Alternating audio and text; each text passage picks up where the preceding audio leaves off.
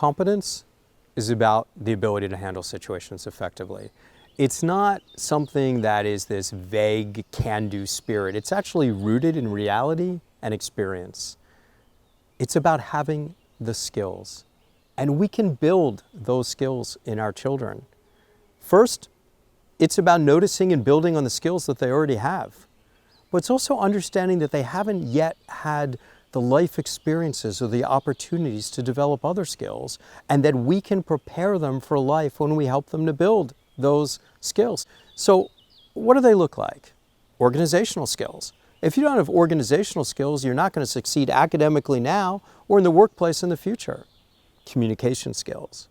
If you don't have communication skills, you're not going to find your spouse ultimately, and you're not going to be able to get a job. You have to be able to say to someone, I'm the right person for the job. Self-advocacy skills. Skills to be able to stand up and do what you know is right, even if the people around you are telling you otherwise. Which brings me to peer negotiation skills, right?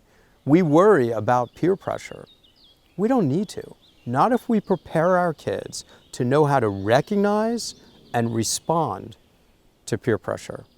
Just as important as our building our kids' skills is us not tearing down the skills and competencies they already have. Too often, adults treat young people as if they're incapable.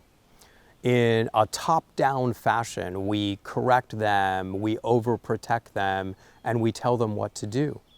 A classic example is the way we lecture kids. We understand the consequences that might happen from a given action, and what do? We tell them in rapid fire. And we tell them all the things that can go wrong and then end with some dire consequence. They can't hear us. It's not the way their brains think. So they get that we don't think they're capable.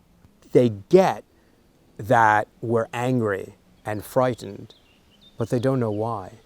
When we learn to talk to kids differently and honor the intelligence that they do have by breaking subjects down so that they can figure things out one step at a time, another step, so that they get it, got it, own it, then we honor the intelligence that they have, and they feel capable and they feel competent.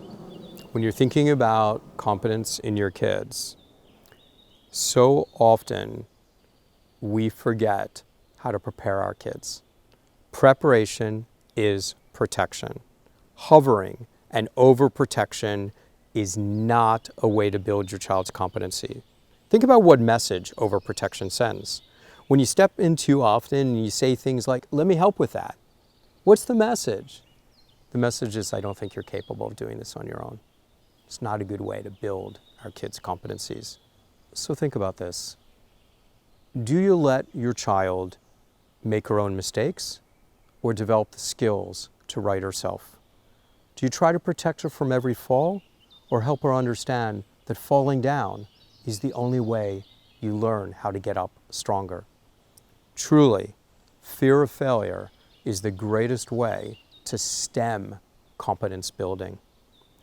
What you want is for your child to understand where they excel. You want them to find their islands of competencies. I call these spikes.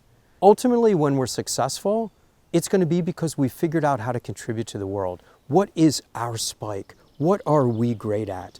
The only way we're going to figure that out is to know what you're not great at. And that's going to be a lot of trial and error to get there. So literally, we have to learn to celebrate our children's unevenness so that their spikes show, all right? And you have to ask yourself, are you scared of failure? Do you model for your child that when you fall down, you get up stronger? Does your child know that you're uneven?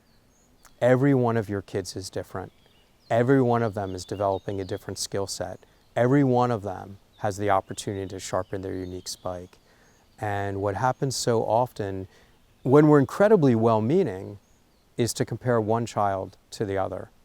And when we do that, we undermine kids' ability to feel good about themselves.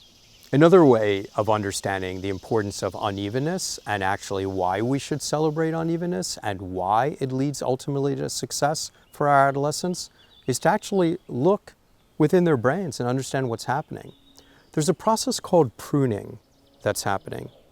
So what happens is, during adolescence, it's not that you grow extra brain cells. What happens during adolescence is that your brain cells become more efficient. They become more efficient in two ways. One is the body lays down what's called myelin. It's called myelination. And what this is insulation in the brain that makes all the signals travel more efficiently and faster. The other thing that's happening is brain cells are connecting with each other and forming these very important connections, and the brain cells that don't need to be a part of that connection get cut away. That's called pruning. Adolescent development is about pruning. It is about taking away that which you don't need precisely so that which is your strongest self rises. So when your child, during adolescence, is beginning to cut away certain activities so they can concentrate on something else. So when your child is beginning to realize that they're not as good at one subject and want to devote more time to another subject, don't think of that as quitting. Don't think of that as failure. Think of that as pruning. Pruning to develop the strongest shoots. And it mimics or copies exactly what is happening in the adolescent brain. You know, it's competencies that build confidence and that ultimately develop in us the skill sets that are going to allow us to flourish in great times and to withstand the challenging times.